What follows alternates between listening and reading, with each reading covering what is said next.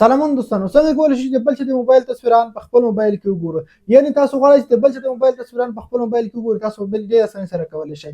یعنې زه غواړم چې د دې موبایل تصویران په دې موبایل کې وګورم، تاسو په ډېرې اسانۍ سره کولی شئ.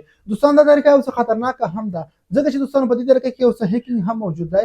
یعنې یو څوک کولی شي په دغه طریقې سره ستاسو موبایل هیک کړي، ستاسو د موبایل تصویران په خپل موبایل کې وګوري، یا هم تاسو هم کولی شئ په دغه طریقې سره د بل چا د موبایل تصویران هیک کړئ په خپل موبایل کې وګورئ. خو زما هدف یوازې دا نه دی چې تاسو ته په دغه طریقې سره زه هیک در زده کړم او تاسو د بل چا تصویرونه په خپل موبایل کې وګورئ. او تر ټولو خوندوره خبره دا دوستانو دا چې تاسو کولی شئ دا طریقه په آیفون موبایل کې هم کار کوي. یعنې تاسو کولی شئ د آیفون موبایل تصویران په انډرایډ کې وګورئ، یا د انډرایډ تصویران په آیفون کې هم کتلی شئ.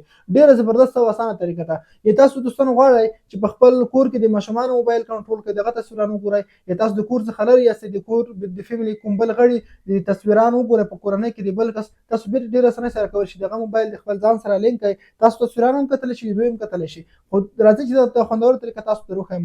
د ټول نه مخکې یو کوچنۍ غوښتنه کوم داسې نورو ښایسته ویډیوګانو لپاره زموږ چینل سبسکرایب کړئ او زموږ پیج درسره فالو کړئ. نو دوستان دلته ما سره دوه موبایل دي، زه غواړم چې دغه موبایل تصویران په دې موبایل کې وګورم.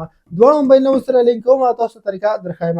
دوستان د دې لپاره تاسو باید په خپل موبایل کې ګوګل فوټو ډاونلوډ کړئ. ګوګل فوټو په هر موبایل کې له ځانه موجود وي، په هر انډرایډ موبایل کې. خو که تاسو سره په موبایل کې نه وي، تاسو کولی شئ د ګوګل پلی سټور څخه یا هم اپ سټور څخه یې ډاونلوډ کړئ. دوستان د دې لپاره به تاسو راشئ په خپل موبایل کې به ګوګل فوټو اپلیکیشن راخلاص کړئ. کله چې راخلاص کړئ دوستانو، په دې کې تاسو ته پورته کوچنی آیکن راځي، په دغه به کلیک واخلئ. کله دوستان دلته کلیک واخیسته، په دې کې تاسو کولی شئ بېلابېل البم جوړ کړئ. یعنې شعر لپاره ځانګړی البم جوړولی شئ، فیملي لپاره ځانګړی البم جوړولی شئ چې هر وخت ستاسو خوښ وي. پورته دوستان تاسو ته اډ پارټنر اپشن راځي، په دغه کلیک واخلئ. کله دلته کلیک واخیسته دوستانو، آل ټایم د ټولو عکسونو لپاره یا هم د یو ځانګړي وخت لپاره سپیسیفیک ټایم لپاره هم انتخابولی شئ.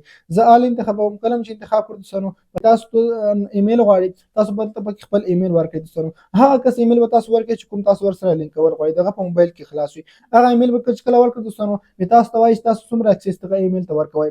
سینډ اپشن باندې به ورته کلیک وکړئ. کله چې سینډ اپشن باندې کلیک واخیستئ دوستانو، دغه انوایډ به هغه ته سینډ شي. کله چې سینډ شو دوستانو، راشه دوستانو د بل موبایل به راواخلئ. هغه موبایل چې کله به راواخیست، هغې کې به تاسو راشئ، جیمیل اپلیکیشن به راخلاص کړئ. کله چې جیمیل اپلیکیشن راخلاص کړ، په دې کې به دلته تاسو ته دوستانو دغسې یو انوایټ ایمیل راغلی وي.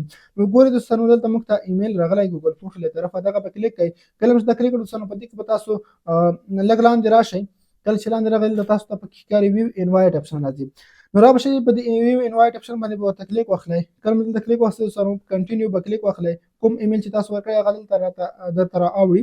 کله چې په ده کلیک واخیستی، لږ لوډینګ اخلي دوستانو، تاسو ته مخکې صفحه راځي، په اکسپټ اپشن باندې به ورته کلیک واخلئ.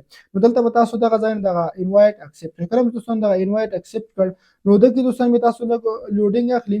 دلته به تاسو صفحه راخلاص شي، تاسو ته وایي چې تاسو غواړئ دغه کس ته دوباره خپل اکسس هم ورکړئ. یعنې اوس خو د یو موبایل تصویران موږ په دې بل کې ګورو، تاسو ته وایي چې خپل موبایل تصویران اکسس هم ورکوئ که نه ورکوئ. که غواړئ دوستانو په نیکسټ اپشن باندې ورته کلیک وخلئ، تاسو تصویران هغه هم کتلی شي. انوایټ بیرته تاسو هغه ته انوایټیشن ورلیږلی شئ، که نه غواړئ دوستانو بیرته یې پرېښودلی هم شئ. خو زه راځم بیک شاته راځم. نو اوس دوستانو تاسو ته ښکاري چې دغه موبایل تصویران په دې بل موبایل کې موږ ته ښکاره شول. ګورئ دوستانو، په دغه اول موبایل کې هم تصویران تاسو ګورئ، په دې بل کې هم تاسو کتلی شئ.